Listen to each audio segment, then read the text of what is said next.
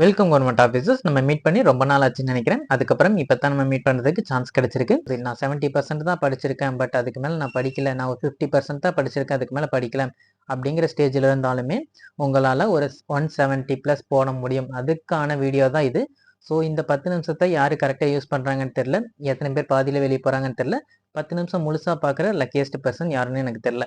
So இந்த video கண்டிப்பாக உங்களுக்கு யூஸ்ஃபுல்லாக தான் இருக்கும். நான் முன்னாடியே சொல்லியிருந்தேன், முன்னாடியே ஒரு ஷெட்யூலும் கொடுத்துருந்தேன். அதில் எப்படி கொடுத்துருந்தேன்னா, உங்களுக்கு லாஸ்ட் வீக் வந்து ரிவிஷன் மட்டும் வர மாதிரி தான் கொடுத்துருந்தேன். ஸோ அதை ஃபாலோ பண்ணீங்களான்னு தெரியல, பட் நீங்கள் ஆல்ரெடி ஒரு ஷெட்யூல் ஃபாலோ பண்ணிட்டு இருந்தால் அதையே பண்ணிக்கங்க அப்படின்னு நான் சொல்லிட்டேன். இப்போ வந்து இந்த லாஸ்ட் 1 வீக் நீங்கள் என்ன பண்ணணும்னா, இது வரைக்கும் படிச்சதோட அப்படியே வச்சிருங்க.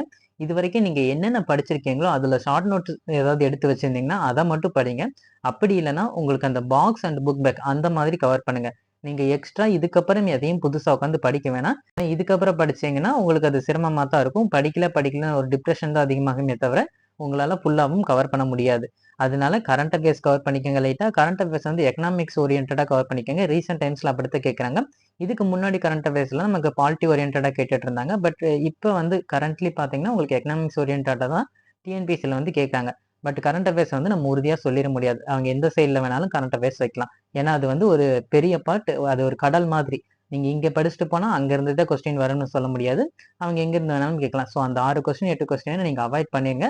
பட் ஜஸ்ட் பார்த்துட்டு போறது நல்லது. 8 கொஸ்டினுக்கு உங்களால ஒரு 6 கொஸ்டின் அட்டன் பண்ண முடிஞ்சுனாலுமே அது ரொம்ப நல்லது தான். அது வந்து உங்களுக்கு பெரிய பெனிஃபிட்டா இருக்கும். அதனால கரண்ட் அஃபேர்ஸை இந்த வீக்ல கவர் பண்ணிக்கங்க. இப்போ ஃபர்ஸ்ட் தமிழ் பாட்டு. தமிழ் பாட்டுல வந்து நீங்க எந்த அளவுக்கு கவர் பண்ணிருப்பீங்கன்னு தெரியாது. நீங்க ஜஸ்ட் இலக்கணம் தனியா, இலக்கியம் தனியா அந்த மாதிரி நீங்க கவர் பண்ணியிருந்தீங்கன்னா ஓகே. இல்ல அப்படி இல்லைன்னா புக் வைஸ் ஓல்டு புக் நான் படிச்சிருக்கேன், நியூ புக் நான் படிக்கல. இல்ல நியூ புக் படிச்சிருக்கேன், ஓல்டு புக் படிக்கல. இந்த மாதிரி இருந்தாலும் ஓகே. எப்படி இருந்தாலும் ஒரு 70% நீங்க கவர் பண்ணியிருப்பீங்கன்னு எனக்கு நம்பிக்கை இருக்கு. ஸோ அந்த மீதி இருக்கிற 30% எப்படி கவர் பண்ணணும்னு பார்த்தீங்கன்னா, வழக்கமா யாருனாலுமே 100% கவர் பண்ணிட்டு போகவே முடியாது. 100 கொஸ்டினுக்கு 100 கொஸ்டின் அடிச்சவங்களும் இருக்காங்க. நான் இல்லைன்னு சொல்லல. பட் அவங்க 100 கொஸ்டினுமே தெரிஞ்சுதான் எழுதியிருப்பாங்களா அப்படின்னு சொல்லியிருக்க முடியாது. 98 கொஸ்டின் தான் தெரிஞ்சிருக்கும். மீதி 2 கொஸ்டின் வந்து தெரியாத ஏதாவது ஆப்ஷன் போட்டிருப்பாங்க. ஸோ அந்த மாதிரியும் வாய்ப்பு இருக்கு. ஆனா நீங்க வந்து அதை பத்தி கண்டுக்க வேண்டாம். நீங்க ஒரு 95+ போட்டா போதும். ஏன்னா இது வந்து உங்களுக்கு வந்து ஒன்றும் லைஃபை டிசைட் பண்றது அப்படி இப்படின்னாலாம் இல்லை. ஏன்னா இது ஜஸ்ட் ஒரு ப்ரிலிம்ஸ் தான். நீங்க 160 எடுத்தாலும் சரி, 190 எடுத்தாலும் சரி, நான் ஆல்ரெடி சொல்லியிருக்கேன். யாரா இருந்தாலும் நீங்க மெயின்ஸுக்கு போயிருவீங்க. இப்ப பிஎஸ்டிஎம் வச்சிருந்தீங்கன்னா நீங்க ஒரு 155+ போட்டுக்கோங்க. நான் பிஎஸ்டிஎம் இருந்தால் 165+ போட்டுக்கோங்க. இது வந்து எந்த கேட்டகரியில இருந்தாலும் சரி. இப்ப வந்து தமிழ்ல நீங்க கவர் பண்ண வரைக்கும் போதும். அதுக்கப்புறம் நீங்க என்ன கவர் பண்ணணும்னு பாத்தீங்கன்னா, ப்ரீவியஸ் இயர் கொஸ்டின் இருக்கு பாத்தீங்களா, அந்த கொஸ்டினை ஜஸ்ட் ஒரு 2 கொஸ்டின் அல்லது ஒரு 1 கொஸ்டின் மட்டும் வச்சு ப்ராக்டிஸ் பண்ணுங்க. அந்த கொஸ்டின்ல உங்களால எவ்வளவு கொஸ்டின் அட்டன் பண்ண முடியுது அதை பார்த்துக்கோங்க. அது நீங்க கண்டிப்பா பண்ணிருவீங்க. அதுல உங்களுக்கு 90+ அல்லது 85+ வந்துடும். ஸோ அதுல வந்து உங்களுக்கு ஒரு கான்ஃபிடென்ட் கிடைக்கும். அதுக்கப்புறம் நீங்க தமிழ் என்ன பண்ணணும்னா, எக்ஸாம் ஹால்ல நீங்க என்ன பண்ணணும்னா, தெரிஞ்ச கொஸ்டினை மட்டும் நீங்க தப்பா எழுதக்கூடாது. இதுதான் நம்பர் 1.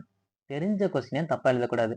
தமிழ்ல உங்களுக்கு மோஸ்ட்லி அந்த ஆப்ஷன், அதாவது தெரியாத கொஸ்டினை நீங்க எந்த ஆப்ஷன் சூஸ் பண்ணணும்னு பார்த்தீங்கன்னா பிஆர்சி. மோஸ்ட்லி டில வந்து போகாதீங்க. உங்களுக்கு கன்ஃபார்மா அந்த டி டவுட்டா இருக்குன்னா மட்டும் நீங்க டிய செலக்ட் பண்ணுங்க. மற்றபடி டி ஆப்ஷன் செலக்ட் பண்றதுக்கு கொஞ்சம் யோசிச்சு தயங்கியே செலக்ட் பண்ணுங்க. பி அல்லது சி தான் உங்களுக்கு மோஸ்ட்லி ஆன்சரா இருக்கிறதுக்கு வாய்ப்பு இருக்கு.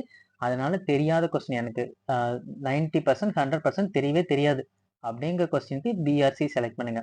இல்லை எனக்கு ஒரு 50-50 அப்படிங்கிற மாதிரி இருந்துச்சுன்னா உங்களுக்கு தெரிஞ்ச ஆப்ஷனுக்கும் ப்ரிஃபரன்ஸ் கொடுங்க. ஓகேங்களா? இது வந்து தமிழை பொறுத்த வரைக்கும்.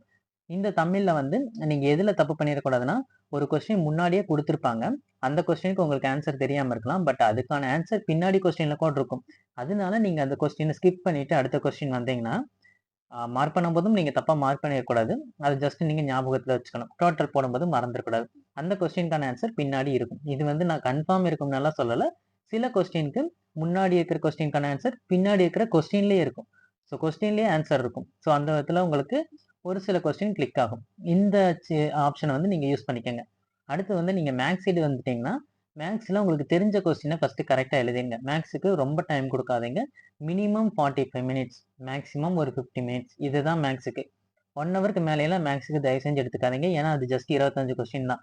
ஸோ அதுக்கு ஹாஃப் அன் ஹவரே அதிகம் தான். நீங்க 45ல முடிச்சிருங்க. 45 மினிட்ஸ் அதிகபட்சம் எடுத்துக்கோங்க. அவ்வளவுதான். அதுக்கப்புறம் மேக்ஸ்ல நீங்க எப்படி ஆப்ஷன் செலக்ட் பண்ணணும் பார்த்தீங்கன்னா, தெரிஞ்ச கொஸ்டினா இருந்தா ஓகே. நீங்க டைரக்டா மெத்தட் போட்டாலும் சரி, இல்ல ஷார்ட்கட்ல நீங்க எப்படி போட்டாலும் சரி. பட் தெரியாத கொஸ்டினுக்கு வந்து ஆப்ஷன் ஏ அல்லது சி செலக்ட் பண்ணுங்க. பி வந்து மோஸ்ட்லி இருக்காது. அதனால மேக்ஸை பொறுத்த வரைக்கும் ஏ அண்டு சி, ஏஆர்சி ஓகேவா? சாரி ஏஆர்சி தான் செலக்ட் பண்ணணும். டி வந்து மோஸ்ட்லி குடுக்க மாட்டாங்க. இதுவரைக்கும் நீங்க எடுத்த மேத்ஸ் கொஸ்டின் எல்லாத்தையுமே பாருங்க. மோஸ்ட்லி டி குடுக்க மாட்டாங்க. இது நான் எந்த ரேஞ்சுல சொல்றேன்னா, குரூப் 2, குரூப் 4 ரேஞ்சுல தான் சொல்றேன். குரூப் 1க்கு வந்து தயவு செஞ்சு போகாதீங்க. மேத்ஸ்லயும் இன்னொரு ஒரு முக்கியமான விஷயம் இருக்குங்க. எப்படின்னா, உங்களுக்கு ஆப்ஷன் குடுக்குறாங்கல்ல, அந்த டிஜிட்ட பாருங்க. டிஜிட் எப்படின்னு பார்த்தீங்கன்னா, இப்ப 943ன்னு ஒரு ஆப்ஷன் குடுத்திருக்காங்க. 493ன்னு ஒரு ஆப்ஷன் குடுத்திருக்காங்க. 623ன்னு ஒரு ஆப்ஷன் குடுத்திருக்காங்க. 732 அப்படின்னு ஒரு ஆப்ஷன் குடுத்திருக்காங்க. இந்த ஆப்ஷன்லாம் நீங்க கம்பேர் பண்ணி பார்க்கும்போது, ஃபர்ஸ்ட் 2 ஆப்ஷன் வந்து ரொம்ப சிமிலரா இருக்கிற மாரி இருக்கும். ஜஸ்ட் நம்பர மட்டும் தான் முன்னாடி, பின்னாடி மாத்தி குடுத்திருப்பாங்க. ஸோ இந்த மாதிரி குடுத்திருந்தாங்கன்னா, அந்த 2 ஆப்ஷன்ல தான் ஏதோ ஒரு ஆப்ஷன்ல வந்து ஆன்சர் இருக்கிறதுக்கு அதிக வாய்ப்பு இருக்கு. நீங்க ப்ரீவியஸ் இயர் கொஸ்டின்லாம் இருந்தா தயவு செஞ்சு எடுத்து பாருங்க. இந்த மாதிரி நீங்க சில ஆன்சர் பண்ணியிருப்பீங்க. அது வந்து கரெக்ட்டா இருந்திருக்கும். ஸோ அந்த ஆப்ஷன் தான் மோஸ்ட்லி கரெக்ட்டா இருக்கும். மத்த 2 ஆப்ஷன வந்து நீங்க ஈஸியா அவாய்ட் பண்ணிடலாம். இப்படி நீங்க செலக்ட் பண்ணும்போது, உங்களுக்கான பாசிபிலிட்டியுமே ரொம்ப ஈஸியா இருக்கும். அதாவது 2 ஆப்ஷன் நீங்க வேணாம், கண்டிப்பா இருக்காது அப்படின்னு பண்ணிட்டீங்கன்னா, மீதி இருக்கிற 2 ஆப்ஷன்ல 1 தான் ஆன்ஸரா இருக்கும். அத செலக்ட் பண்றது வந்து உங்களுக்கு ஈஸியா இருக்கும். அடுத்தது ஜெனரல் ஸ்டடீஸ். ஜெனரல் ஸ்டடீஸ பொறுத்தவரைக்கும் நீங்க கொஞ்சம் யோசிச்சு ஷேர் பண்றது ரொம்ப நல்லது. ஏன்னா தமிழ்லயும், மேக்ஸ்லயும் நீங்க ஒரு அரவுண்ட் 110 பக்கம் கரெக்ட்டா பண்ணிருவீங்க. படிச்சுட்டு இருக்கிறவங்க பண்ணிருவீங்க. நான் சொல்ற மாரி ஒரு 60% 70% நான் படிச்சிருக்கேன் அப்படிங்கிறவங்களும் 110 பக்கம் பண்ணிருவீங்க. மீதி இருக்கிற ஒரு 15 கொஸ்டின் தப்பா போனாலும் பரவால்ல. அதுக்கடுத்து நீங்க அந்த ஜெனரல் சயன்ஸ்ல மட்டும், அதாவது ஜெனரல் ஸ்டடீஸ்ல மட்டும் நீங்க எவ்வளவு கொஸ்டின் மார்க் பண்ணணும்னு பார்த்தீங்கன்னா, 75க்கு ஒரு 50 கொஸ்டின் கரெக்ட்டா அடிச்சிட்டீங்கன்னா உங்களுக்கு வேலைங்க. கன்ஃபார்ம் உறுதியாயிரும். எப்படி பார்த்தாலும் ஒரு 150 பக்கம் வந்துரும்.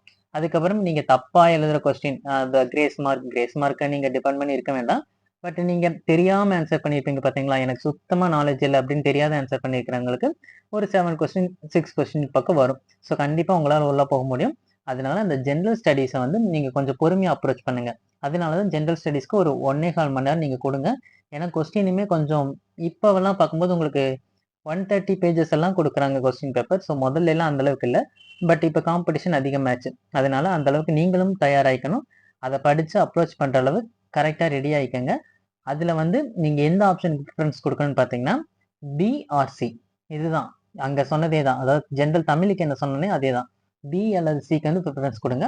இது எப்பன்னா உங்களுக்கு தெரியாத கொஸ்டினுக்கு மட்டும். 100% எனக்கு தெரியாது அப்படிங்கிற கொஸ்டினுக்கு மட்டும். உங்களுக்கு ஒரு 80% ஏதாவது வேற எது மேலயாவது டவுட் இருக்கு. இல்ல ஒரு 30% எனக்கு வேற எது மேலயாவது டவுட் இருக்கு. அப்படின்னா நீங்க அந்த ஆப்ஷனுக்கு வரீங்க தப்பே இல்ல. பட் எனக்கு 100% இந்த கொஸ்டினுக்கு ஆன்ஸரே தெரியாது. அப்படின்னா நான் சொல்ற ஆப்ஷனுக்கு கொடுங்க. அதே மாதிரி இந்த ஆல் ஆஃப் தி அபவ் அதாவது மேற்கண்ட அனைத்தும் இந்த மாதிரி ஏதாவது கூற்று கொடுத்திருந்தா அத கொஞ்சம் நல்லாவே பாருங்க. ஏன்னா மோஸ்ட்லி அந்த ஆப்ஷன் குடுக்குறாங்கனாலே அதுல ஏதாவது ட்விஸ்ட் இருக்கும். அதனால அந்த மாதிரி ஆப்ஷன் குடுத்திருந்தா கண்டிப்பா கொஞ்சம் யோசிச்சு பண்ணுங்க. அதுக்கப்புறம் பி அண்ட் சி அல்லது ஏ அண்ட் சி இந்த மாதிரி ஆப்ஷன் குடுத்திருந்தாலுமே கொஞ்சம் பார்த்து மார்க் பண்ணுங்க. ஏன்னா அவங்க அப்படி ஒரு ஆப்ஷன் செட் பண்றாங்கனாலே அந்த மாதிரி ஒரு ஆன்சர் கண்டிப்பா இருக்கும் அப்படிங்கிற அதனால தான் செட் பண்றாங்க. அதனால அத கொஞ்சம் யோசிச்சுக்கங்க. எப்பவுமே கொஸ்டின்க்கு ஆன்சர் பண்ணும்போது கொஸ்டின கிரியேட் பண்றவங்களா பாருங்க. நீங்க வந்து ஒரு ஆன்சர் எழுதுறவங்களா பார்க்காதீங்க. நீங்க அந்த கொஸ்டின எடுத்திருந்தீங்கன்னா, எந்த இடத்துல ஆன்சர் ஃபிக்ஸ் பண்ணியிருப்பீங்க. இதுதாங்க லாஜிக்கே. நீங்க கொஸ்டின் பேப்பர் செட் பண்றவங்களா இருந்தா, உங்களோட ஆன்சர நீங்க எந்த இடத்துல வச்சிருப்பீங்க? எப்படி வச்சிருப்பீங்க? இதுதான் லாஜிக். ஸோ அத பார்த்து நீங்க கரெக்ட்டா அ கிளிக் பண்ணிட்டீங்கன்னா, அதாவது மார்க் பண்ணிட்டீங்கன்னா, உங்களுக்கு வேலை கன்ஃபார்மா கிடைச்சுரும். இது வந்து நான் சொல்றேன். இது வந்து எப்படின்னா பிரிலிம்ஸ் லெவல்ல அல்லது குரூப் 4 லெவல்ல நான் சொல்றேன். மெயின்ஸ்க்கு வந்து அதுக்கு வந்து வேற இது. அதெல்லாம் வேற ட்ரிக். ஸோ அத அப்புறம் பார்த்துக்கலாம்.